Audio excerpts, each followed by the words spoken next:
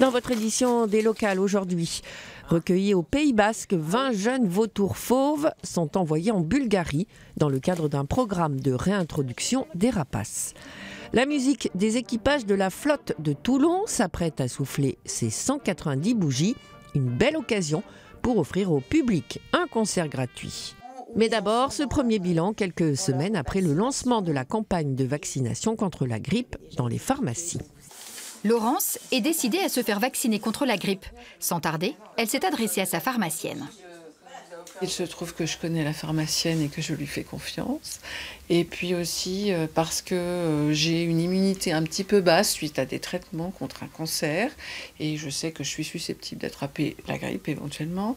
Et aussi pour protéger ma maman qui est très âgée et je n'ai pas envie de lui transmettre non plus une grippe. Une piqûre et quelques minutes plus tard, la voici prête à repartir. Pas de délai ni de rendez-vous, la démarche est très rapide. Pas question ici de faire de l'ombre aux infirmières, aux médecins généralistes, mais cette pharmacienne n'a pas hésité à participer à cette expérimentation. Elle est convaincue de la nécessité d'augmenter la couverture vaccinale, notamment des personnes à risque. Nous, depuis le début de la campagne de vaccination, on a dû vacciner peut-être un patient par jour, pas plus. Mais quand les gens n'ont pas de médecin ou pas d'infirmière, pour eux, c'est une alternative pratique et rapide. Voilà. Et au moins, on est sûr qu'ils sont vaccinés.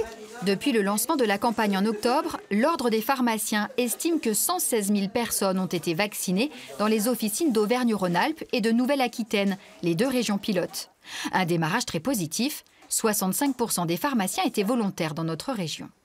Les pharmaciens ont répondu favorablement parce que c'est des acteurs de premier recours. Aujourd'hui, quelqu'un se fait un petit bobo à la main, un bouton, la première chose qu'il fait, il va à la pharmacie. Et après, le pharmacien est plus ou moins régulateur pour orienter les gens. Donc, les pharmaciens n'avaient aucune contrainte par rapport à ça, étaient prêts psychologiquement parce que ça fait déjà, ça ne s'est pas fait du jour au lendemain, ça fait au moins 6-7 ans que l'on se prépare à faire de la vaccination. Et en plus, on est un des derniers pays où les pharmaciens ne vaccinent pas. L'expérimentation doit durer 3 ans. L'an dernier, la grippe a été responsable de 14 000 décès en France.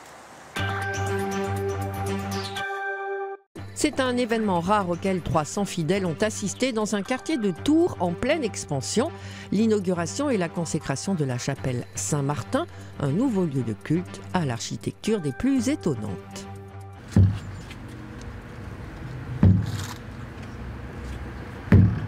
Non, il ne s'agit pas d'une pièce de théâtre. Ces 3 coups marquent le début de la consécration, autrement dit l'inauguration religieuse de cette nouvelle chapelle.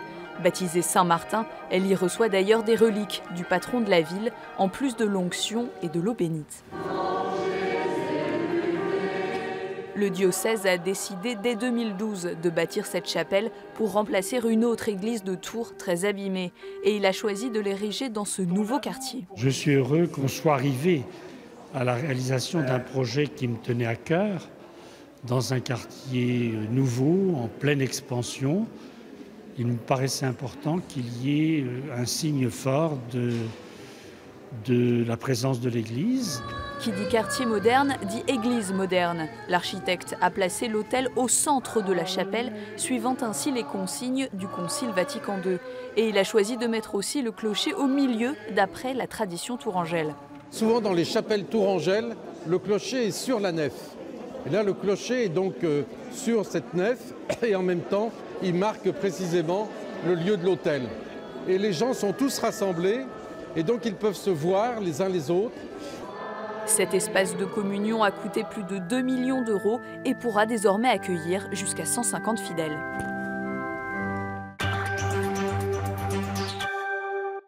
À Ustaritz, au Pays Basque, protégé par l'association de sauvegarde de la faune sauvage, 20 vautours prennent le départ pour la Bulgarie dans le cadre d'un programme de réintroduction des rapaces nécrophages.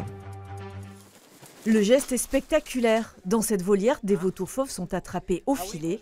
Le centre Egalaldia d'Ustaritz a soigné depuis cet été 20 jeunes rapaces tombés du nid. Il est l'heure désormais de les remettre en liberté. On a des oiseaux qui frisent les 9 kg et demi. Donc là, on les prend à peu près à 20-30 km/h dans l'épuisette. Ça manie. Ces vautours vont voyager jusqu'en Bulgarie où un programme de réintroduction dans les gorges de Kresna est en cours. 2 soigneurs bulgares sont venus spécialement pour organiser ce transfert. Oui, bien sûr, c'est un moment très spécial. On a fait tellement de kilomètres et tant de travail. Alors ce moment où on les attrape est important.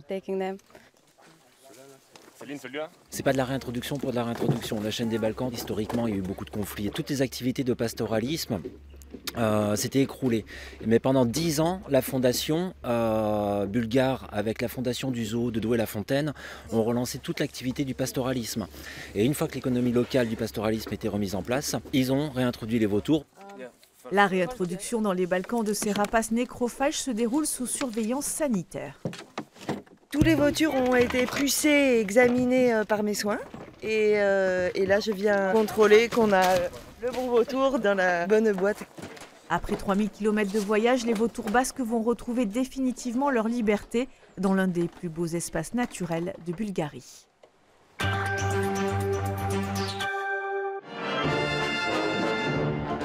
Enfin, dernière répétition pour l'un des plus prestigieux orchestres de l'armée française. La musique des équipages de la flotte de Toulon souffle ses 190 bougies.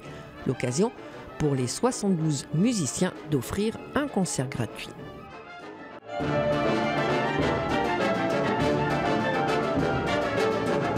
Pour composer l'orchestre avant de la musique de l'équipage de la flotte, prenez un gros tiers de cuivre, un autre de bois, de flûte et basson, 2 guitares, 2 contrebasses, un piano et 6 percussions. On a un nombre incalculable et inqualifiable en qualité de sous-ensemble, pouvant en passer par le jazz, le big band, les ensembles de musique de chambre. Donc je dirais qu'on est un orchestre à tout faire, et avec prétention on le fait très bien. Créée en 1827, cette formation comptait dans ses rangs 27 musiciens. Ils sont aujourd'hui 72, tous issus de divers conservatoires. J'ai une licence de musicologie, un diplôme d'état d'enseignement et un diplôme national supérieur du musicien. On a un profil qui est assez varié parce qu'on fait soit des concerts comme celui qu'on a dimanche à l'Opéra de Toulon, mais on va aussi faire des cérémonies, on va faire des parades, donc participer à des festivals de musique militaire. Cette formation reconnue parmi les meilleures d'Europe donne hors cérémonie militaire plus d'une vingtaine de concerts civils par an. Pour souffler ces 190 bougies, 2 heures de représentation gratuite sont proposées dimanche à l'Opéra de Toulon.